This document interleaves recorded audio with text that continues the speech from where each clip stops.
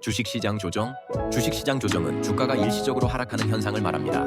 마치 건강한 사람이 가끔 감기에 걸리는 것처럼 주식시장도 상승 추세 속에서 잠시 쉬어가는 구간이 있는 것이죠.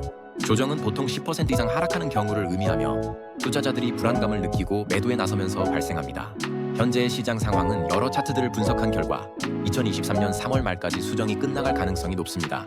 엘리엇 파동 이론에 따르면 파동 4에서의 복잡한 상승과 하락이 나타나며 이는 일반적으로 200일 이동평균 근처에서 테스트됩니다.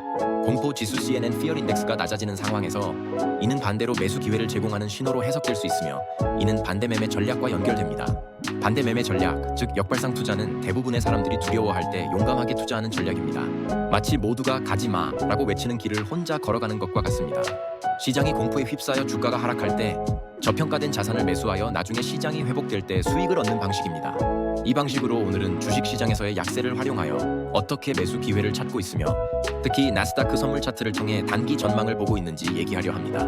지금 상황을 보자면 끝나는 대각선 패턴이 형성되고 있으며 이는 시장이 강한 매수 기회를 제공하는 조짐으로 해석된다고 봅니다. 그래서 전체 주식시장의 분석을 통해 움직임의 특성을 비교하며 시장의 저점을 가늠하고 있는 중이고요.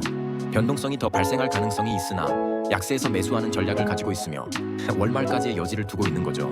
예를 들어서 다우존스의 변화에 앞장서는 종목인 캐터필러 CAT는 현재 극단적인 과매도 상태에 있으며 이는 향후 반등 가능성을 암시하는 신호로 보입니다.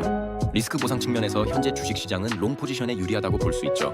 캐터필러의 주간 차트에서 컴포짓 인덱스의 긍정적 반전이 관찰되며 이는 강세 신호로 해석이 됩니다.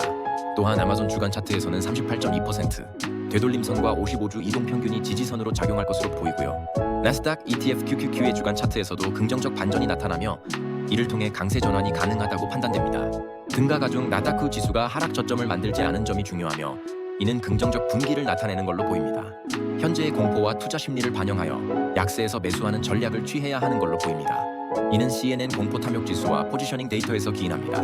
러셀 2000 차트에서 최근 2년간 가장 과매도 상태라는 것을 확인했으며 추가 하락이 있을 수 있지만 이는 거래를 위한 저점 설정으로 봅니다. PE 비율이 여전히 역사적으로 높은 수준에 있지만 이러한 시장 환경에서의 투자 기회를 엿보고 있으며 변동성이 클 것으로 예상합니다. 천연가스 거래는 위험성이 크고 피해를 본 사람들을 많이 봤기 때문에 개인적으로 거래에서 배제하고 있는 것이 낫습니다. 주식 거래에서 단기 이동 평균을 회복하는 것을 기다리지 않고도 거래를 시작할 수 있기에 엘리어트 파동 이론을 활용해 공격적 또는 보수적인 거래 방식을 선택할 수 있고 이는 매수와 매도의 전략에 영향을 당연히 미칩니다. 주식이 200일 이동 평균 아래로 떨어진 경우에도 파동 4대에서 과매도 수준에 도달하면 공격적으로 매수할 수 있는 거고요. 파동 하소가 확인된 후 탈출점을 찾는 것도 좋은 전략이며 매수 시점을 확인된 돌파에서 설정하는 것이 바람직합니다. 공격적인 거래를 선호하는 경우 파동이 진행되는 시점에서 적절히 포지션을 조정해야 합니다. 현재 금융주의 동향은 경제 상황을 예측하는 중요한 지표가 될 수 있으며 이들이 바닥을 찍을 경우 다른 자산군도 바닥을 찍을 가능성이 있다는 걸 기억하시길 바랍니다. 시장에서의 경험을 토대로 보면 트레이딩의 성공에는 포기하지 않고 새로운 것을 배우는 태도가 중요하다는 교훈이 있죠. 몇 개 종목의 의견을 얘기해 볼 수 있는데요. 주식 투자에 있어 배당금 지급이 꾸준한 코카콜라처럼 안정적인 회사의 주식을 장기적으로 보유하는 것이 바람직하다고 볼 수 있습니다. 투자 시 움직이는 평균선에 대한 이해는 중요하며 시장의 파동 이론을 활용하여 공격적이거나 보수적인 투자를 선택할 수 있죠.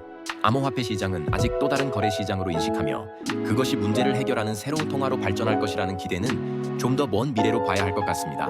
암호화폐 시장은 현재 뉴스로 가득 차 있으며 공급과 수요보다는 거래의 관점에서 바라봐야 한다는 입장입니다.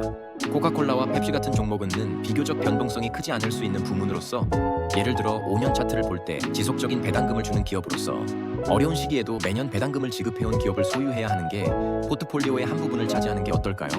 반면 스노우플레이크와 같은 주식은 차트가 불안정하며 떨어졌다가 오르는 갭이 많아 투자하기에 적합하지 않다고 봅니다. 장기적으로 하향세를 보이는 주식은 피하는 것이 좋으며 여러 변동성이 큰 종목은 주의가 필요하다고 봐야겠죠. GDX는 금과 비교했을 때 2020년 8월에 고점을 돌파하지 못하고 있어 기술적 분석을 각기 해야 하는 상황으로 봅니다. 금이 새로운 최고치를 기록하고 있지만 은은 그렇지 않아서 GDX의 탈출 가능성이 높은 상황으로 관심을 두고 있는 거고요. 금융주 XLF는 경제의 건전성을 나타내는 주요 자산군으로 최근 몇 년 동안 좋은 성과를 보여주고 있다는 점이 중요합니다. 금융주가 저점을 형성하면 다른 자산군들도 바닥을 형성할 것으로 예상됩니다. 현재는 금융주를 지켜보는 중이고 향후 45개월을 관찰하면서 투자 결정을 내릴 수 있을 거로 보입니다.